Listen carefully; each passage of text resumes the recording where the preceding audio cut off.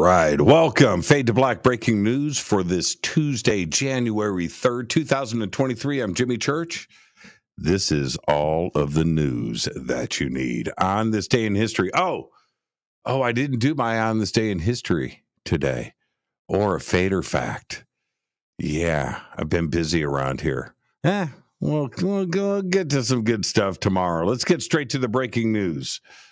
All right, here we go.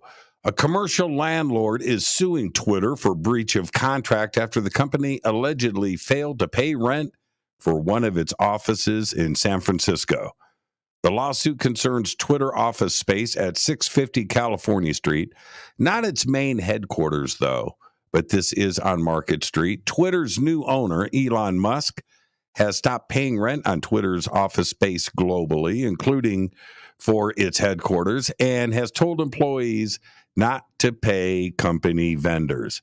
The complaint filed last week in California Superior Court in San Francisco says Twitter missed a rent payment of $136,260 for its 650 California Street office.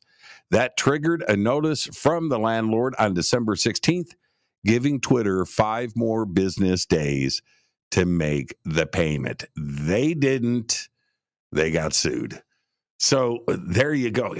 You always, you know what it's like when you pay rent, right? And you're late and you come and you got that 3-day notice tacked to the front door. That's what Twitter's going through right now. I don't understand why.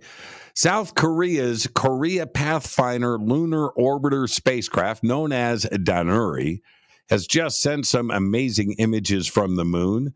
The spacecraft recently entered lunar orbit with its high-resolution camera. The pictures are stunning. Danuri is South Korea's first lunar mission. It launched in August 2022 on a SpaceX rocket and will orbit the moon for a year. NASA contributed the ShadowCam that will capture images of the moon's polar regions to help NASA collect future moon landing sites. The pictures are unbelievable. Well, happened earlier today. A SpaceX Falcon 9 rocket launched this morning from Cape Canaveral Space Force Station in Florida, carrying, check this, 114 satellites to orbit. Today's flight, called Transporter 6, marked the 15th mission for this particular Falcon 9's first stage, tying a reusability record that SpaceX set just last month.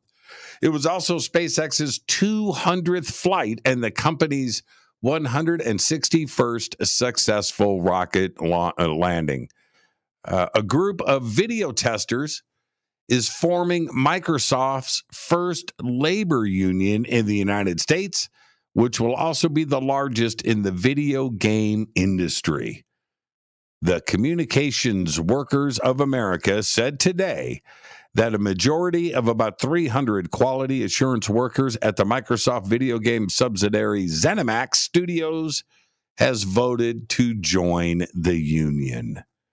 All right. Researchers have proven that a metallic alloy of chromium, cobalt, and nickel is officially the toughest material on Earth, more than 100 times tougher than graphene.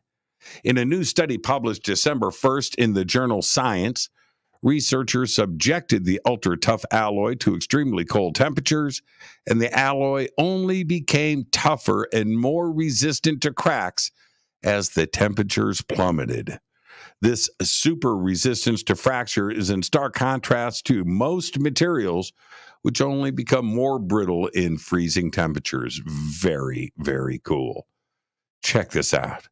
2 adults and 2 children somehow escaped serious injuries after their Tesla plunged off a cliff along California's Pacific Coast Highway, otherwise known as PCH, and crashed on a rocky beach 250 feet below.